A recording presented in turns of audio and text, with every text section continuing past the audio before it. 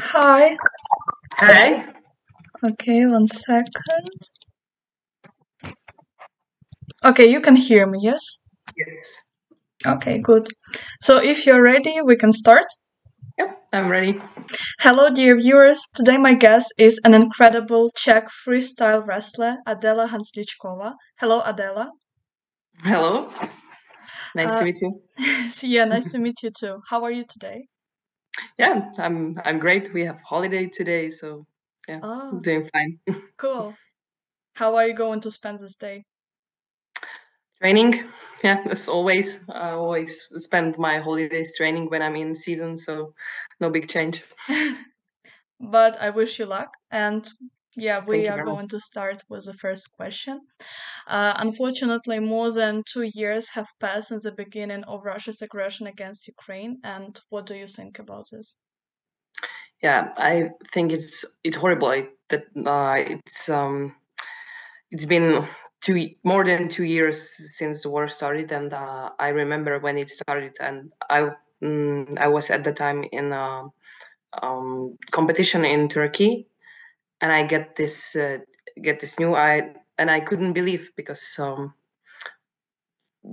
for me it was unbelievable that war is happening at my lifetime. I always thought about the war, about something what was happening in the past, and now the war is happening and it's near my home, and it was a shock, and it still is unbelievable for me that it's still happening, and um, this aggression is, yeah, it's really horrible for me. Yeah. You were born in Brno. And what was your childhood like there? And how did you start wrestling? Yeah, I was born in Brno, but most of my childhood I spent in a small village near Brno called Česka. Ah, And I would say I have very nice childhood memories because I was always with a group of friends, and I was growing up in mainly boys collectives. So yeah, so I kind of wrestled even before I started to do this sport. So yeah, I have really nice memories about my childhood and about Brno because I spent a lot of time in Brno because I was studying there, and on a elementary school, high school, and university. So I'm really like still connected to this city, even though I live for 10 years in Prague now. But yeah, I still like this city very much. cool. And what did you study? Did you study something related to wrestling, or was it completely the opposite? Yeah, kind of. It was connected because I was studying like security and law. So Oh, it was kind of a police school, same my university. So okay. yeah, I was always close to this. That's cool. In 2014, you moved to Prague, where you began training under Milan Hemza, and you were selected by your country's Olympic Committee and represented it at the Olympic Games. And can you tell more about this, please? Yes, it was very interesting period of time because um, I started wrestling when I was 10, and when I hit the like 15 or 16, I kind of stopped because puberty and those wild years, and I kind of stopped wrestling. And then this coach Milan Henza came to Brno for a training camp, and he saw me there training, and he maybe thought that I can be good if I will train enough. So yeah, I moved to Prague, and at the time I was 19. I started to train like professionally and go to training camps. And in 2016 there was a Olympic qualification for Rio, and yeah, I failed because I was young and I was still new to the professional sport. And then 1 month before the Olympic Games came the decision that I'm going to the Olympics. So yeah, it was quite a shock, and I wasn't really prepared because I didn't expect that. My weight class wasn't bad. I was at the time at 63, and so my weight was over, and I wasn't mentally and physically prepared. So yeah, it didn't work out well there. So yeah, this year I'm trying to qualify for the Paris Olympics, and I hope Cool. I will get the better result than I had there. So yeah. But right now you are prepared, like mentally and physically. Yes, yes. Now I'm almost 10 years older, and I feel very good prepared now. I changed the coach, and I started to mm, think differently and train more and do less stupid stuff. So yeah, I hope this time will be better. Yeah, cool. And I wish you good luck. So yeah, I Thank hope you we very will much. see. You continued your career, and at 3 European Youth Wrestling Championships, you won silver medals. Was this high result sufficient for you, and you to what personal qualities were you able to achieve it? Uh, yeah, I of course I appreciate those medals. It's awesome. Like I had 3 silver medals in a row. I was really happy about it, but I don't like to watch my previous matches because I think at the time I was really badly in technical side, and I yeah, I don't like to watch my previous matches because oh, I'm happy about it, but it really wasn't good. And sometimes I was really lucky that I did some move which helped me win, but I think at the time I was winning mainly because I'm a fighter. I always fight till the end, and yeah, sometimes it work out.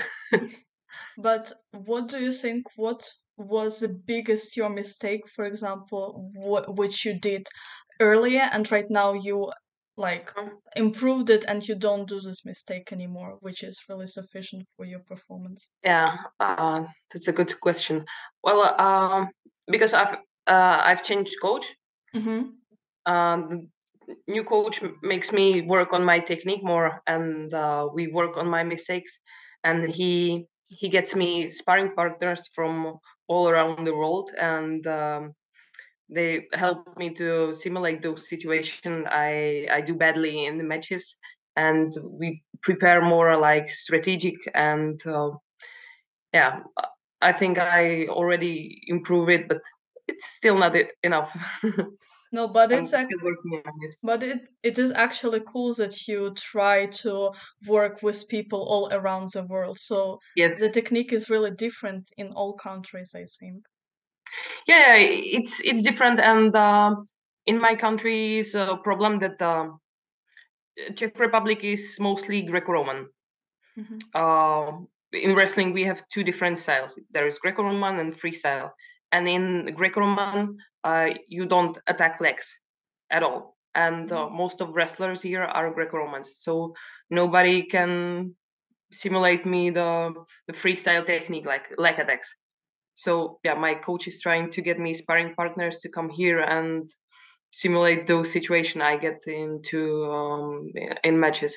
So this is kind of cool. Yeah. Yeah, it's actually really great. So yeah, after this achievement, you moved to a higher category. You've apparently outgrown your weight. It was no longer for youth, but for adults. And how much more difficult was it to compete in the new division? Well, when I came to Prague, I was in 63, and I had to cut a lot of weight, which is horrible. Always, it's horrible for anybody to lose weight, and I was losing like 6 kilos, and it's not little, like to lose 6 kilos on every competition. So I think it was after the Olympics I decided to move to category 65, which Mhm. was better, but this category is non-Olympic. We have 8 Olympic categories, and then we have some non-Olympic. And as the Olympic was getting closer, I had to decide if to go to less category or more. And there was a bigger category 68, and the lesser was 62.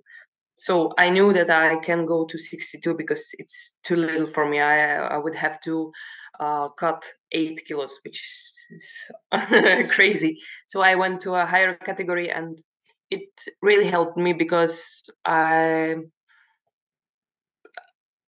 I lose only 2 kilos, which is it's okay. It's normal, but to lose 6-8 kilos, it's very bad for your health and also for mental health. Like to lose so many kilos, it's it was crazy. How much time for example, to lose 6 kilos, you said, how much time, for example, was given to you to lose this weight? Yeah. Well, normally, like ideal time it can be around a month to do it like in the right way, but I'm not very disciplined in this. So yeah, I was cutting weight like for the last week or two, and yeah, it hurts. Like to do 6 kilos in 2 weeks, it's no, it's crazy. It's one of the reasons I stepped into the higher category. Yeah, I think it was a good decision, especially for Yeah, your mental health and physical health, for because sure. Yeah. yeah. In 2018, you competed in Kiev and won a bronze medal. In 2019, at the Continental Championship in the Romanian capital, you lost to the athlete from Ukraine, Alla Cherkasova, in the fight for the gold medal and won the silver medal. What do you think about Ukrainian athletes? And in addition to competitive relationships, maybe you're friends with someone. Mm-hmm. Well, I think Ukrainian athletes are great because they're really like I can only speak about wrestlers because I know only wrestlers, right? But they are all I know that they are very very brave and tough, and yeah, I have a few friends among them, and especially I would like to mention one. Her name is Ilona Prokopyuk, and I think she's an excellent wrestler and remember this name because I'm sure she one day will be a big champion. So yeah, I think all Ukraine wrestlers are really really tough, and I see that in your country that wrestling is very popular and you have some very good wrestlers. Oh, cool. Thank you for Yeah, saying you that. can be proud of them. Thank you for saying that. Yeah, After the war, I think we will have really a lot of exchange with sports people, so you can come to Ukraine and also do yeah, sparrings with Ukrainian athletes. Yeah. yeah. I was there a few times on training camps. It was very hard training camps. I think training camp in Kiev was one of the hardest training camps I've ever been to, but yeah, it's a good experience. Cool. You have 5 gold medals to date. One of them was obtained at the Yasar Dogu tournament, one of them at the Dan Kolov Nikola Petrov tournament, and 3 of them at the Grand Prix. Can you please remember which medal was the most desirable and the most difficult for you to get? No, to be honest, I don't remember. I'm sorry, but yeah, for sure, I appreciate all of my medals, and it cost me a lot of power and sweat and blood and everything. But um, in wrestling, the most appreciated medals are from European Championship, World Championship, and Olympics, and the rest it's not so valuable for us, you know. So yeah, I value all of them, but I would prefer the medal from some of those competitions. Medal from the Olympic Games. So Yeah, it's yeah. the most valuable, of course. So we are looking forward to it. And I also have one question, so you can answer it. If you don't want, you can't answer it, so it's your choice. But I just like it just popped up in my head. So Hmm? like wrestling, it is like physical sports, and we can also like for example see in a lot of countries, for example, that they say that it's not women's sport or Yeah. something like that. So did you face, for example, comments like this when you were a wrestler or not? Or you were lucky? Yes. Oh my God, so many times I've heard if um if I get a euro for every every comment like this, I would be rich because I hear this really a lot. Especially when I was starting with wrestling, everybody was telling me like you should do dancing instead or Oh, some sport for women. But for me, it's nonsense. Like if you like some sport, like why shouldn't you do this? It doesn't make sense. So I never took those comments seriously, and I just did what I love. Like it doesn't make sense to do something more for girls. Like, why shouldn't we do this sport? yeah, exactly. So, and look at you, like you really achieved a lot of things in this kind of sport. Like not all men can do stuff like you, so Yeah, exactly. And um, it's not about like I hear this comment a lot. Like we are trying to like compare to men. It's no. We are competing like women against women. So it's not like about competing with men. So they can chill. I don't know what's their problem. no, but it's really unfortunate that we still hear comments like this, even though there are a lot Yes. of women in this sport and they achieve really a lot of things. So Yeah. yeah, but Stupid. yeah, but I think with women like you who are doing these sports and who achieve like have a lot of really high achievements, I think that in the future we won't hear these comments. I hope so. I would be really glad Yeah, but thank if you for the sharing. future generation shouldn't deal with this Yeah. stupid comments. Yeah, thank you for sharing. And yeah, at the end, I wanted to ask you whether do you know any musicians or singers from Ukraine, or maybe do you listen something? Yes. I um I know a lot of Ukrainian musician. I like Irina Bilik. I was Ah, I was even in a concert when she was in Prague, and it was amazing. oh Yeah, my God. maybe I was the only Czech there because in the uh, concert hall next to her was our most famous Czech singer. But yeah, I was there and I really enjoyed the concert. And yeah, I like Ukrainian music. Okay, and Elzy, yeah, I Ah. also like. And but Irina Bilik is my favorite. Cool. So I prepared a song for you, which is really famous in Ukraine. So it is Ukrainian song, and it is called "Kray, ridniy, Kray." So I think all generations in Ukraine, know this song, and I wanted to sing like a small part of it for you. Amazing. So там, де гори полонини, де стрімкі потоки ріки, де смеречок ген розмай. Лється пісня на просторі, сильна вільна, наче море, про мій милий рідний край. І осінню даль понад горами лине пісня ця про чудовий край, чарівний край Черемоша й прута. Край, мій рідний край, пісенний край завзяття і труда. Ти моя любов, ти рідна матінко, моя земля. Ла-лай-ла-ла-лай. Лай-ла-лай-ла-ла-лай. Wow, it was really amazing. Thank You have beautiful voice. Thank you. Thank you. And what is your favorite Irina Bilek song, so that I know for future?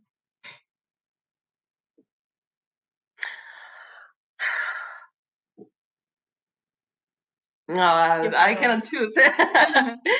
Any song from Irina Bilik is cool. Okay, okay. So maybe in the future, so I will know and I will prepare then. Yes. Okay, but thank you very much for this interview. It was a really big honor for me and pleasure to talk with you. For me too.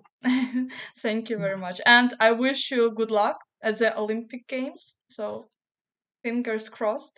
And I hope that we can meet someday in Czech Republic or in Ukraine Yes. after the war. So thank you very much. I'll be really glad. And if you ever come here, let me know. Okay, okay.